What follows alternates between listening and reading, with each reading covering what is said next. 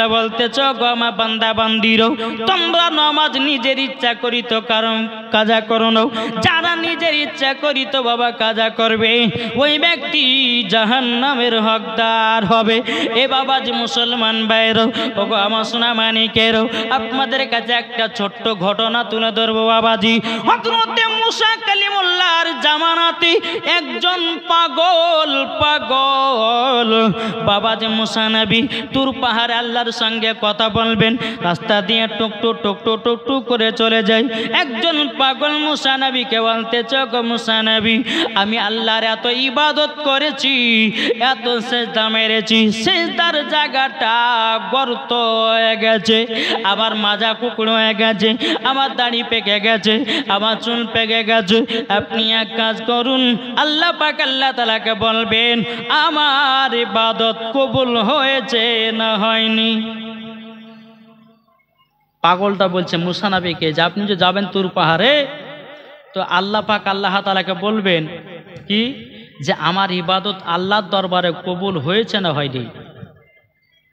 ঠিক আছে বাবা যে মুসা কালিমুল্লাহ তিনি তুর পাহাড়ে গেলেন। বাবা তুর পাহাড়ে যাওয়ার পর আল্লাহ পাক আল্লাহ তাআলার সঙ্গে যখন কথাবার্তা বাবা সমাপ্ত হলো মুসা নবী বলতেছ গো আল্লাহ আমি একটা রাস্তা দিয়ে আসছিলাম, একজন পাগল মাজা কুকুরি হয়ে গেছে, একজন পাগল আপনার কিনা দাড়ি পেকে গেছে, একজন পাগল চুল পেকে গেছে, ওই পাগলটা এত সেজদা দিয়েছে, এত সেজদা দিয়েছে, সেজদার জায়গাটা গর্ত হয়ে গেছে। ও রব্বুল আলামিন ওই পাগলের ইবাদত আপনার দরবারে কবুল হয়েছে না হয়নি। আল্লাহ পাক আল্লাহ তাআলা বলছো গো মুসা নবী ওই পাগলের একটাও সেজদা কবুল হয়নি, গিয়ে তুমি পাগলটাকে জানিয়ে দাও। এ বাবাজি মুসলমান ভাইরাও ও গো আমার সোনা মানিকেরাও মুসা নবী তুর পাহাড় থেকে আসলেন। বাবা ওই পাগলটা বলছো গো মুসা নবী আল্লাহ পাক আল্লাহ তাআলা কি বলেছেন বলুন না বলুন না।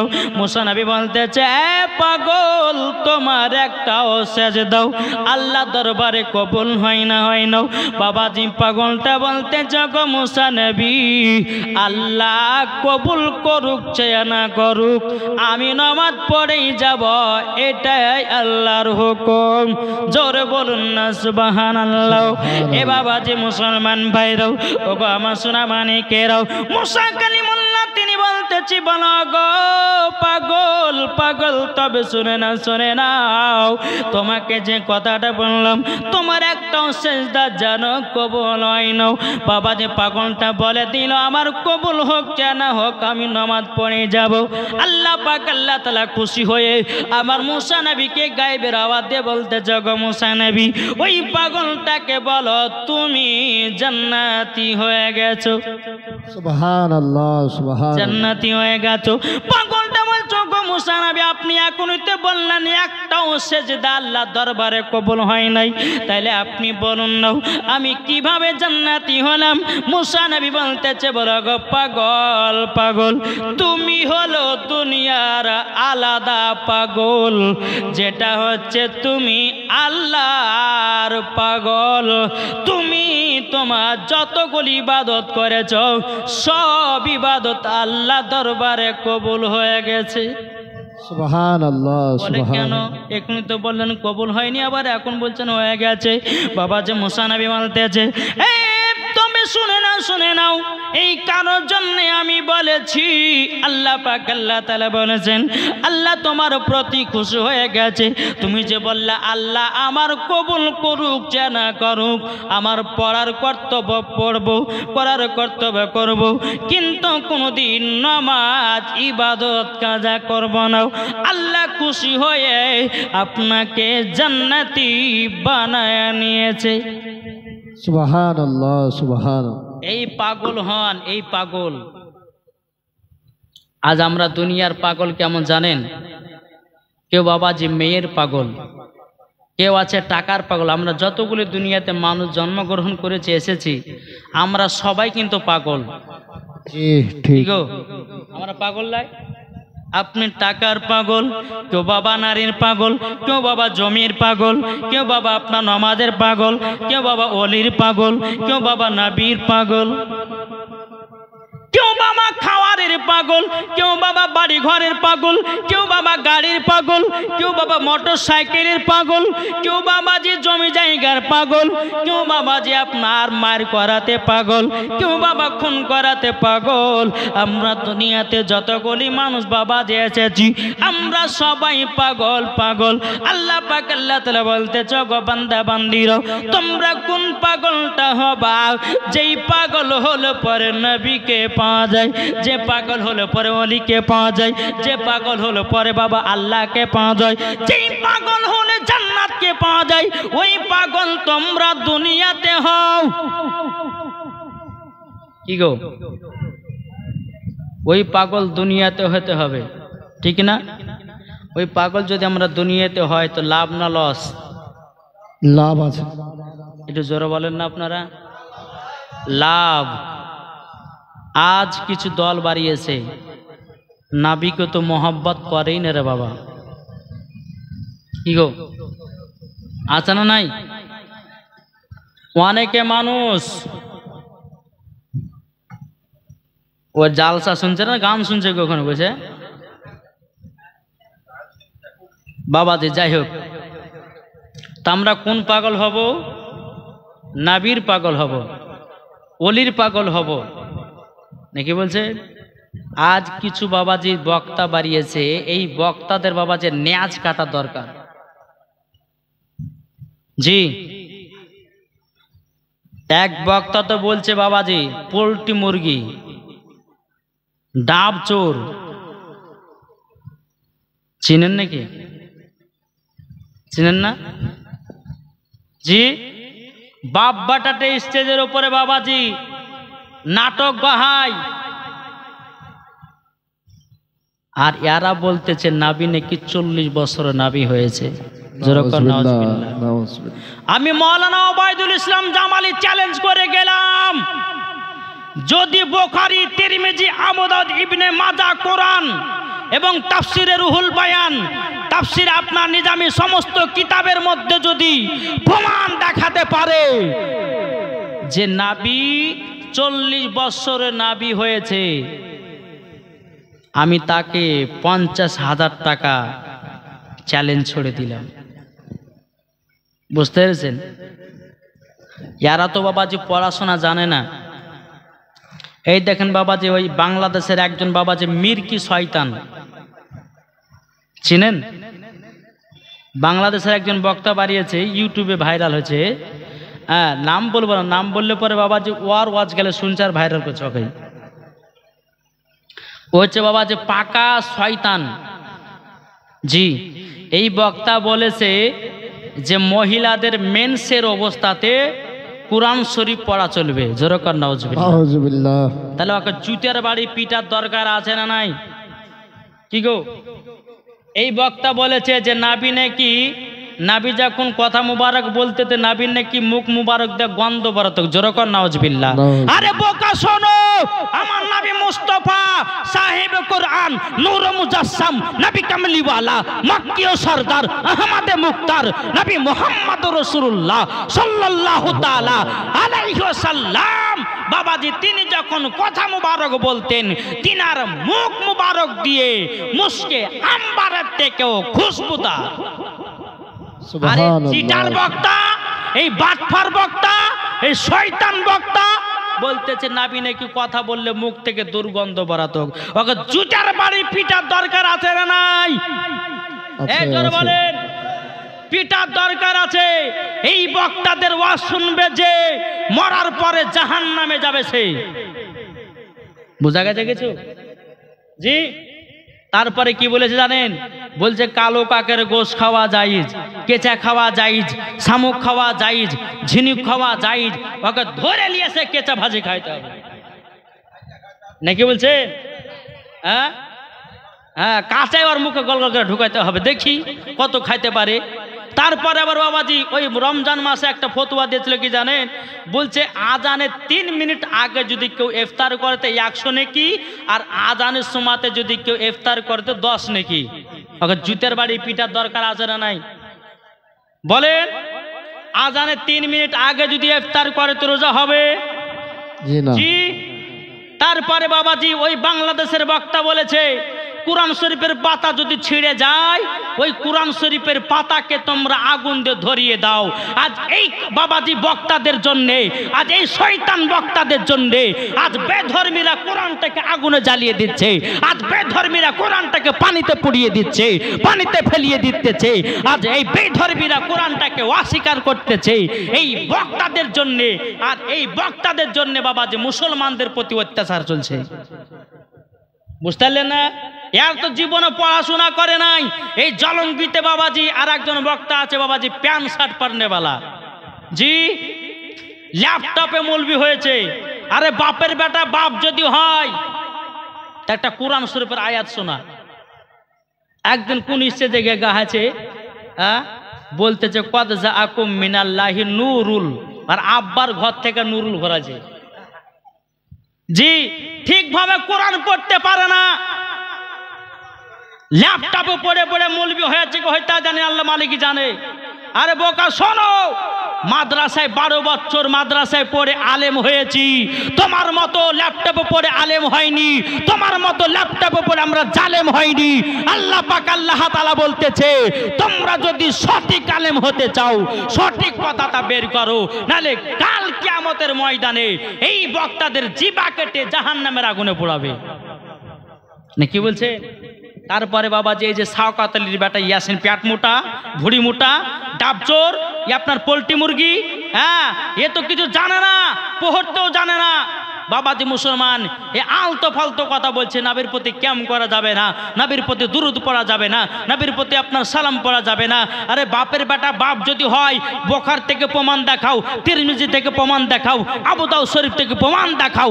যদি দেখাতে পারো, মাওলানা ওবায়দুল ইসলাম চ্যালেঞ্জ ছেড়ে দিল, যদি তুমি দেখাতে পারো যে নবীর প্রতি ক্যাম করা চলবে না, নবীর প্রতি দুরুদ পড়া চলবে না, নবীর প্রতি সালাম করা চলবে না, তুমি যদি বলো মিলাদ করা চলবে না, তুমি যদি বলো চল্লিশা করা চলবে না, তুমি যদি বলো চহরম করা চলবে না, বাপের বেটা বাপ হলে পরে হাদিস ও কোরআন থেকে দলিল দাও, তোমাকে 1 লাখ টাকা পুরস্কার দেব। নাকি বলছেন? এরা তো বাবাজি এরা হচ্ছে বাবা শয়তান, বুঝতে পেরেছেন? এরা হচ্ছে শয়তানের খালাতো ভাই, চাচতো ভাই, বুঝেছেন? এই শয়তানের কাছে গেলে পরে হবে না। নাকি বলছেন? বাবাজি চলুন আমরা সকলে যেন এই বক্তাদের কাছ থেকে দূরে সরে থাকতে পারি। বাবাজি এই বক্তাদের ওয়াজ শুনবে যে ঈমান হারা হবে সে, আর মরার পরে জাহান্নামে যাবে সে। বাবাজি আচ্ছা বলুন তো, আমরা নবীর প্রতি সালাম পড়ি, আচ্ছা বলুন আমরা কি গান গাহাই?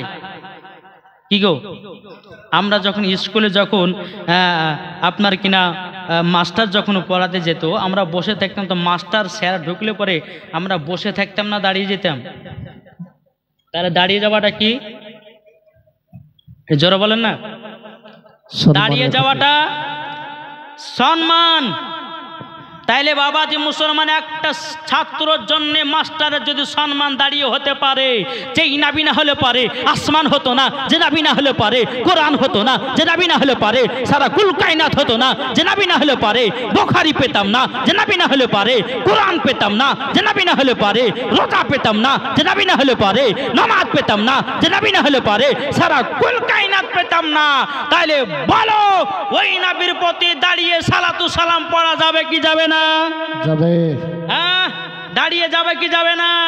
যে সারা দুনিয়ার নেতা, আর আমার আল্লাহ পাক আল্লাহ তাআলা বলতেছে তোমরা দুনিয়ার মানুষের নেতার পেছন পেছন না হয়ে আখেরি জামানার নবীর নেতা হও, আখেরি জামানার নবীর পেছন হও, আখেরি নবীকে তোমরা স্মরণ করো।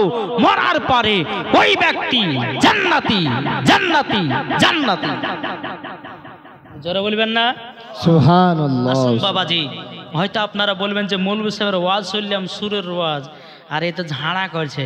বাবাজি এগুলো আমাদের ঈমান ও আকীদা ঠিক করার জন্য একটু বলতে হয় বাবা, জোশও হয়ে যায়, কিছু করার নাই। যে কি বলছেন? তো যাই হোক বাবা, একবার দুরূদ না জানা পেশ করুন। আল্লাহুম্মা সাইয়্যিদিনা মাওলানা মুহাম্মদ ওয়ালা আলে সাইয়্যিদিনা মাওলানা মুহাম্মদ মুহাম্মদ নবী রওজা শরীফ, জোরে বলুন সুবহানাল্লাহ। নবী রওজা শরীফ দেখে মন ভরে নাও, দিদার দাও গো শাহে মদিনা, দিদার দাও গো শাহে মদিনা। নবী রওজা শরীফ দেখে মন ভরে নাও, দিদার দাও গো শাহে মদিনা, দিদার দাও গো শাহে মদিনা। আরো শের মেহমান করেছেন আল্লাহ, কত শান কত মান মোর কামলিওয়ালা, ও গো মদিনাওয়ালা, জোরে বলুন ও গো মদিনাওয়ালা, করো করুণা, দিদার দাও গো শাহে মদিনা, দিদার দাও গো শাহে মদিনা। জরকন সুবহানাল্লাহ। এ বাবা যে মুসলমান ভাইরাও, এ সোনা মানিকেরা, আল্লাহ পাক আল্লাহ তাআলা বলতেছে, বলো গো আমার বান্দা বান্দিরও, তোমরা যদি সঠিক রাস্তায় যদি চলতে পারো, আল্লাহ পাক আল্লাহ তাআলা বলতেছে ইহদিনা সিরাতাল মুস্তাকিম, তোমরা সোজা পথে পরিচালিত করো। তোমরা যদি সোজা পথ ধরে চলতে পারো, আল্লাহ পাক আল্লাহ তাআলা বলতেছে মরার পরে ওই ব্যক্তি জান্নাতি জান্নাতি। জোরে বলুন না সুবহানাল্লাহ। সুবহানাল্লাহ। এ বাবা যে মুসলমান ভাইরো, ওগো আমার সোনা মানিকেরও, চল বাবা যে আমার নবী যে আমাদের প্রতি কতটাই না মহব্বত করেছে, উম্মতদেরকে কতটাই ভালোবেসেছে। চল বাবা যে এগিয়ে যাই। একদিন আমার নবী মুস্তাফা মদিনাতে বাবা 3 দিন ধরে নিখোঁজ। 3 দিন ধরে নবীকে পাওয়া যায় না, নবীকে খুঁজে খুঁজে পাওয়া যায় না। হযরত ওমর ফারুক, হযরত আবু বকর সিদ্দিক রাদিয়াল্লাহু তাআলা আনহু আমার নবীকে বাবা যে আপনার খোঁজ করতে লেগেছে। আচ্ছা বলুন, আপনাদের মসজিদের ইমাম সাহেবকে যদি 3 দিন ধরে নিখোঁজ হয়ে যায়, আপনারা ধরবেন না ধরবেন না?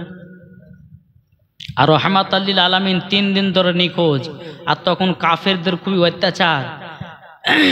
তো বাবা যে মুসলমান সোনামানিক, সমস্ত সাহাবীরা নবীর জন্য কেঁদে কেঁদে কেঁদে কেঁদে পাগল। ওমরে ফারুক তিনি বাবা যে তালোয়ার, উলঙ্গ তালোয়ার নিয়ে বলতেছে, এ আবু বকর ভাই, ওই মুনাফিকের দলেরা বোধহয় আমার নবীকে লুকায়া রেখেছে। চলো চলো, আজ ওই মুনাফিকদের গর্দানকে কেটে জমিনে টুকরা টুকরা করে ফেলে দেব। বাবাজি ওমরে ফারুক রাদিয়াল্লাহু তাআলা আনহু যখন এই কথা বললেন, হযরত আবু বকর সিদ্দিক রাদিয়াল্লাহু তাআলা আনহু তিনি বলতেছেন, বলো গো ওমর, রাগ করো না, চলো নবীকে একটু তালাশ করি, নবীকে আমরা একটু খোঁজাখুঁজি করি। এ বাবাজি মুসলমান ভাইরাও, হযরত ওমরে ফারুক, হযরত আবু বকর সিদ্দিক দোনো সাহাবী মুনাফিকের কাছে গিয়ে বলতেছে, বলে মুনাফিকের দলেরও, তোমরা শুনে নাও, তোমরা আমার নবীকে কোথায় লুকায়া রেখেছো বলো, যদি না বলো তোমাদের গর্দান কেটে জমিনে ফেলাইয়া দেব। মুনাফিকের দলের বাবা থরথর থরথর করে বাবা কাঁপতে লেগেছে। ওমরে ফারুকের এতই বাবা সাহস ছিল, এতই বাবা সাহস ছিল বাবাজি, এমন ভাবে ধমক মেরেছে মুনাফিকের দলেরা থরথর করে বাবা কাঁপতে লেগেছি। যখন বাবা কাঁপা শুরু করে দেওয়ারে বাবা বেরাদের ইসলাম মুআজ্জান সাওয়ানি কিরাম, মুনাফিকেরা বলছে, বলো গো ভাইরাও, তোমাদের নবীকে আমরা তো লুকিয়ে রাখি নাই, আমরা তো জানি না কোথায় আছে না আছে। হযরত আবু বকর সিদ্দিক বলতেছে, ওমর ফারুক ভাই, চলো না যাই, আমরা নবীকে খুঁজি কোথায় আছে? বেরাদার ইসলাম মহাজান সামানিক রাম, আমার নবীকে বাবাজি খুঁজতে এক জায়গাতে একটা রাখাল বাবাজি উট এবং বাকরি চড়াই। হযরত উমর ফারুক বলছে, বলে ভাই তোমরা কে আল আমিনকে দেখেছো? বাবা ওই রাখালটা বলতেছে, আমি তো জানি না, আমি তো চিনি না কে আল আমিন, কে আল আমিন আমরা জানি না, চিনি না। বাবাজি রাখালটা বলছে, ভাই তবে শুনে নাও, ওই যে একটা পাহাড় দেখা যায়, পাহাড়টার নাম বাবাজি জাবালে সালাত। ওই পাহাড়ের উপরে একটা যুবক চলে, একদিন নয়, দুদিন নয়, 3 দিন ধরে জানো পাহাড়ে মাটিতে সেজদা করে আছে। ও ভাই তবে শুনে নাও, 3 দিন ধরে আমি এ জায়গাতে ছাগল এবং উটগুলো চড়াই। ছাগলের বাচ্চারা দুধ পান করে না, জোরে বলেন। উটগুলো জানো আপনার কিনা উটের বাচ্চারা দুধ পান করে না, উটেরা খাওয়া দাওয়া করে না, বাকরিগুলো খাওয়া দাওয়া করে না, তাহলে করেটা কি? বাবারা কালটা বলতেছে, বলে ভাই ওই ছেলেটাকে তাড়াতাড়ি করে তোমরা পাহাড় থেকে নিয়ে যাও। যেই দিনে ছেলেটা পাহাড়ের ওপর থেকে আছে, একদিকে তাকিয়ে আছে ছাগল বাকরি, উট জানো পাহাড়ের দিকে তাকায় আছে, খাওয়া দাওয়া বন্ধ করে দিয়েছে। এ বাবাজি, এ সোনামানিকেরা, আমরা মানুষের শ্রেষ্ঠ জীব হইয়া নবীকে চিনতে পারলাম না রে বাবা। বাকরি নবীকে চিনে গেল, উটে নবীকে চিনে গেল, পাথরে নবীকে চিনে গেল, গাছে নবীকে চিনে গেল, হরিণে নবীকে চিনে গেল, আমরা এখনো নবী চিনতে পারলাম না। এ বাবাজি মুসলমান ভাইরাও, এ সোনামানিকেরাও, যখন বাবাজি কথা বলো, হযরত উমর ফারুক, হযরত আবু বকর সিদ্দিক দোনো সাহাবী পাহাড়ের উপরে উঠেছে। আমার নবীজি সেজদা মাথা নত করে আছে। উমর ফারুক আবু বকর সিদ্দিক বলতেছে, বলো গো নবীজি, আপনি 3 দিন ধরে নিখোঁজ গো নবী। ও গো দয়াল নবীজি, আপনি এই জায়গাতে 3 দিন ধরে জমিনে মাথা মোবারক সেজদা দিয়ে কেন আছেন বলুন না? আবার নবীজি কোনো কথা বলে না। হযরত আবু বকর সিদ্দিক রাদিয়াল্লাহু তাআলা আনহু তিনি বাবাজিকে দেখে বলতেছে, গো নবীজি, আপনার জন্য মদিনার সমস্ত সাহাবীরা কেঁদে কেঁদে পাগল। ও গো নবীজি, আপনার জন্য আপনার কিনা কত বাচ্চা ছেলেরা ধুলাতে গড়পিট কাটতেছে, তারা খাওয়া দাওয়া বন্ধ করেছে। ও গো দয়াল নবীজি, একবার সেজদা থেকে মাথা মোবারক তুলুন গো নবী। আমার নবীজি বলে না, মাথা মোবারক তুলব না। জোরে বলুন না সুবহানাল্লাহ। এই বাবাজি মুসলমান ভাইরাও, এই সোনামানিকেরা যখন ভাবে কথা বলার পরে বাবাজি আমার আবু বকর সিদ্দিক বলতেছে, গো নবীজি, কেন মাথা মোবারক তুলবেন না? আমার নবীজি বলছে, গো আবু বকর, আমার গুনাহগার উম্মত গুলোকে যতক্ষণ আল্লাহ পাক আল্লাহ তাআলা জান্নাতি না বানায়া নেবে, আমি দয়াল নবীজি সেজদা থেকে মাথা মোবারক তুলব না। সুবহানাল্লাহ। নারে তাকবীর, আল্লাহু আকবার। হোসেন একটু জোরে দেন না। আল্লাহ, নারায়ে তাকবীর, আল্লাহ, नारा रिसालत या रसूल अल्लाह, मसलक आला हजरत, जिंदाबाद। पीर का दामन, वली का दामन नहीं छोड़ेंगे। এই বাবাজি মুসলমান ভাইরা, এই সোনামানিকেরা যখন বাবা যে কথা বলার পরে হযরত উমর ফারুক বলছে, গো দয়াল নবীজি, আপনি মাথা মুবারক তুলুন। হযরত আবু বকর সিদ্দিক রাদিয়াল্লাহু তাআলা আনহু তিনি বলছে, গো দয়াল নবীজি গো, আমার জীবনে যত নেকি আছে আপনার উম্মতের জন্য দান করে দিলাম। সুবহানাল্লাহ। ও গো নবীজি, একবার মাথা মুবারক তুলুন। আবার নবীজি বলতেছে, বলে নাও, আমি নবী মাথা মুবারক তুলব নাও। আল্লাহ পাক আল্লাহ তাআলা আল্লাহ যতক্ষণ আমার গুনাহগার উম্মতগুলোকে জান্নাতি না বানায় নেবি, আমি নবীজি সেজদা থেকে মাথা মুবারক তুলব না। এ বাবাজি হযরত উমর ফারুক তারপরে বলছে, গো নবীজি আপনি মাথা মুবারক তুলুন। আপনার ইমাম হাসান ইমাম হোসেন কান্না করে, আপনার বিটি ফাতেমা কান্না করতেছে, হযরত আলী কান্না করতেছে। ও গো দয়াল নবীজি, মদিনা শরীফের যতগুলি সাহাবী আছে তিনারা খাওয়া দাওয়া বন্ধ করে দিয়েছে আপনাকে না দেখার কারণে। ও গো নবীজি আপনি মাথা মুবারক তুলুন, আর তাড়াতাড়ি করে মদিনাতে চলুন। আমার নবীজি বলছে, গো উমর ফারুক, আমার গুনাহগার উম্মতকে যতক্ষণ আল্লাহ জান্নাতি বলে না ঘোষণা করবে, আমি জীবনে কোনো দিন মাথা তুলব না। যদি কিয়ামত পর্যন্ত আমার উম্মতের জন্য যদি মাথা এই জায়গাতে রাখতে হয় রাখব, তবে আমি মাথা মুবারক তুলব না। সুবহানাল্লাহ। এ বাবা, আমার দরদি নবী আমার কত কষ্ট করেছে উম্মতের জন্য, উম্মতকে এতটাই ভালোবেসেছে। তবে বাবাজি মুসলমান, এখন আমরা নবী চিনতে পারলাম না, এখনো বাবাজি আমরা কিনা নবীকে ভালোবাসতে পারলাম না। বাবাজি উমরে ফারুক বলছে, গো নবীজি আমার জীবনে যত গলি নেকি আছে, ও গো নবীজি আমার যখন 26 বছর বয়স ছিল আপনার গর্দান কাটার জন্য উলঙ্গ তলোয়ার নিয়ে গেছিলাম। ও গো নবীজি আপনার চেহারা মুবারক দেখার পর আমার হাত থেকে তলোয়ার পড়ে আপনার কলমা পড়ে মুসলমান হয়েছি। ও গো নবীজি সেই দিন থেকে আমার যত গলি নেকি আছে, ও গো নবীজি আপনার উম্মতের জন্য দান করে দিলাম। জোরে বলুন না সুবহানাল্লাহ। সুবহানাল্লাহ। দান করে দিলাম। আমার নবীজি বলছেন, না আমি তবুও মাথা মুবারক তুলব না। জোরে বলেন সুবহানাল্লাহ। নবীজি মাথা মুবারক তুললেন না। হযরত উমর ফারুক, আবু বকর সিদ্দিক তেনারা আলোচনা করছেন, বলে এক কাজ করো, নবী তো বেশি ভালোবাসে তার ছোট বিটি খাতুনে জান্নাতকে, উনাকে ডেকে নিয়ে আসতে হবে, তাই লেগে মাথা মুবারক তুলবে। জোরে বলেন সুবহানাল্লাহ। ফারুক হযরত আবু বকর সিদ্দিক হযরত আলীকে গিয়ে বলছে, বলো গো আলী, তোমার শ্বশুর আব্বার খবর পাওয়া গেছে। তোমার শ্বশুর আব্বা তো 3 দিন ধরে নিখোঁজ, তোমার শ্বশুর আব্বার খবর পাওয়া গেছে। তবে শুনে নাও, তোমাদেরকে একটা কথা বলে দিন, যাও যাও খাতুনে জান্নাতকে জানায়া দাও। হযরত আলী রাদিয়াল্লাহু তাআলা আনহু তিনি বাবা এক পা দুপা করে বাবা খাতুনে জান্নাতের কাছে গেছে। খাতুনে জান্নাত চোখের পানি ঝরাইয়া কান্না করতেছে, বলে আল্লাহ গো আমার আব্বা কোথায় আছে, আব্বা কোথায় আছে।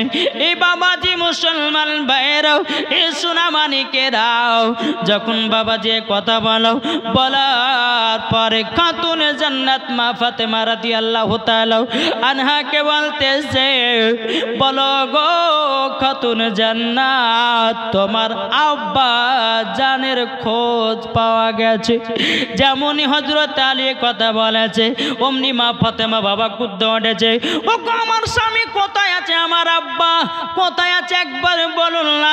হযরত আলী বলতেছে, বলো গো আমার বিবি খাতুনে জান্নাত, তোমার আব্বা আছে জাবালে সলাতে, পাহাড়ের ওপরে, জানো সেজদা ধরে 3 দিন ধরে আছে।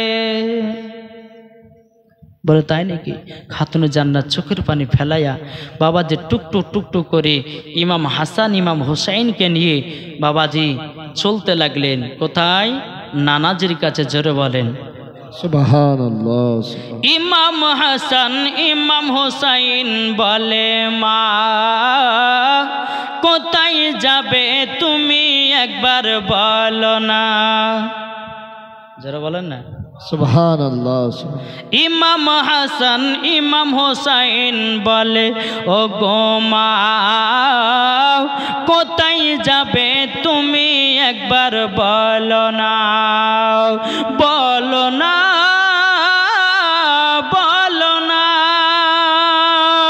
মা ফাতেমা মা বলে বেটারা শোনো না, তোমার নানারি খোঁজ পাওয়া গেছে, চলো না। কোথায় আছে ও নানা জান তুমি বলে দাও, কোথায় আছো ও নানা জান তুমি বলে দাও। চলো চলো নানা মদিনা চলে যায়, চলো চলো নানা মদিনা চলে যায়। আল্লাহুম্মা সাল্লি আলা সাইয়্যিদিনা মাওলানা মুহাম্মদ ওয়া আলা আলিহি সাইয়্যিদিনা মাওলানা মুহাম্মদ সাল্লাল্লাহু তাআলা আলাইহি ওয়াসাল্লাম।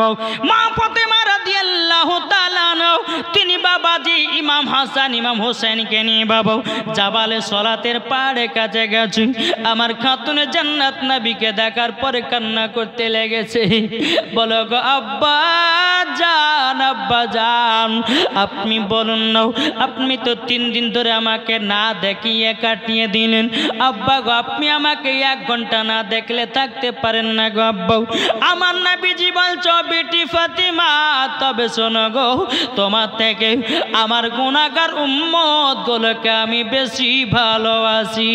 জোরে বলুন না সুবহানাল্লাহ। আমার খাতুনে জান্নাত বলছে বলে আব্বা জান আপনি মাথা মোবারক তুলুন গো আব্বা, ও গো আব্বা জান একটু মাথা মোবারক তুলুন। আমার নবীজি বলছো বেটি ফাতেমা আমার গুনাহগার উম্মতকে আল্লাহ পাক আল্লাহ তাআলা যতক্ষণ জান্নাতি না বানিয়ে নেবে আমি ততক্ষণ মাথা মোবারক তুলব না। খাতুনে জান্নাতকে দেখে দে বলছে আব্বা জান আমার বেটা ইমাম হাসান ইমাম হুসাইন 3 দিন ধরে খাই না গো আব্বা।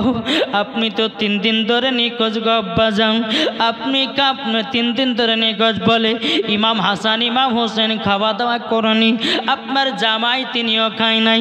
ও গো আব্বা জান আমিও তো খাওয়া দাওয়া করি নাই।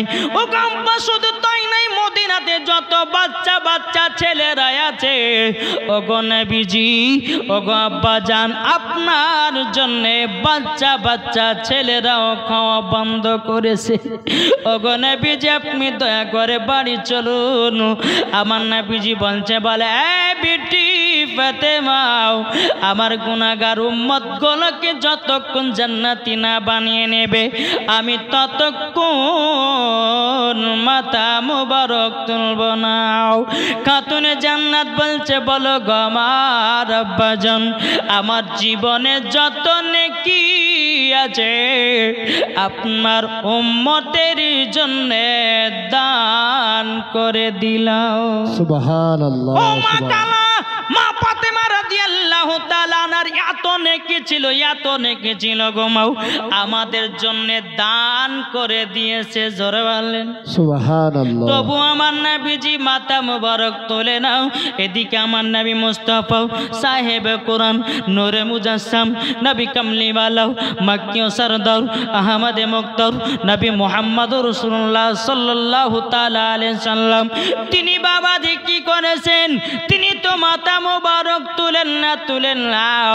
আবার নবীজির পাশে খাতুনে জান্নাত সিজদায় পড়ে গেছে।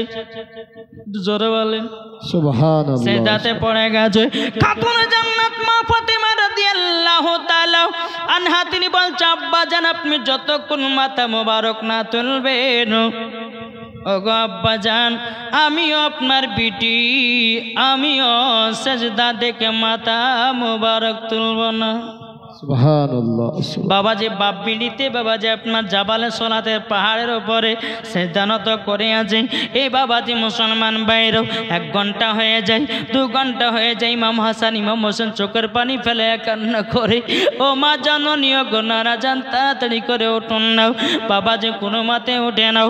খাতুনে জান্নাত সেজদাতে আল্লাহর সঙ্গে কথা বলতেছি, ও গো রব্বুল আলামিন, আমার আব্বা জান কেন মাথা মুবারক তুলে নাও?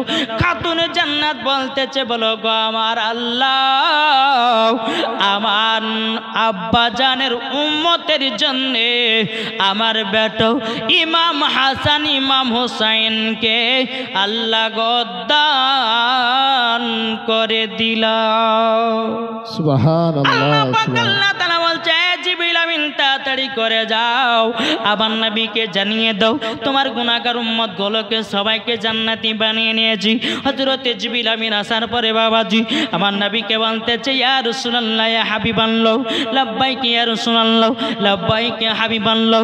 ও গো দয়াল নবীজি, আল্লাহ পাক আল্লাহ তাআলা আপনার গুনাহগার উম্মত গুলোকে জান্নাতি বানিয়ে নিয়েছি, আপনি দয়া করে মাথা মোবারকটা তুলে নিন। জোরে বলুন না সুবহানাল্লাহ।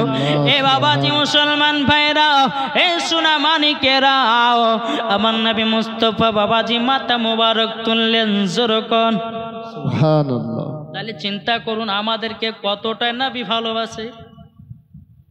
এখন আমার নবীজি মদিনাতুল মুনাওয়ারা ইয়া রাব্বি হাবলি উম্মতি বলে কান্না করে রে বাবা।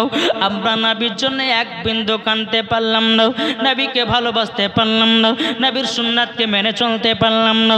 এই বাবাজি মুসলমান ভাইরাও, এই সোনা মানিকেরা, আপনি বুঝুন আমার আল্লাহ পাক আল্লাহ তাআলার কাছে ইমাম হাসান ইমাম হুসাইন কি বাবাজি উম্মতের জন্য দান করে দিলেন বাবাজি। তবে আল্লাহ দোয়া কবুল করে নিলেন।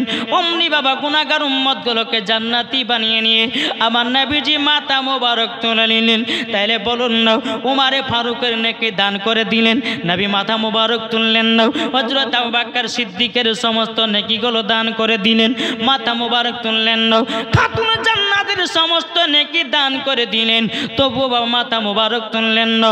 আল্লাহ পাক আল্লাহ তাআলা বাবাজি যতক্ষণ তিনার গুনাহগার উম্মত গুলোকে জান্নাতি না বলে কবুল করেছে, ততক্ষণ বাবাজি মাথা মুবারক তোলে না। তাহলে বলুন, এই নবীকে মোহাব্বত করতে হবে না, হবে না? জি জি। আমরা নবীকে কে কে ভালোবাসি একটু হাত তুলে দেখান তো বাবা। সুবহানাল্লাহ।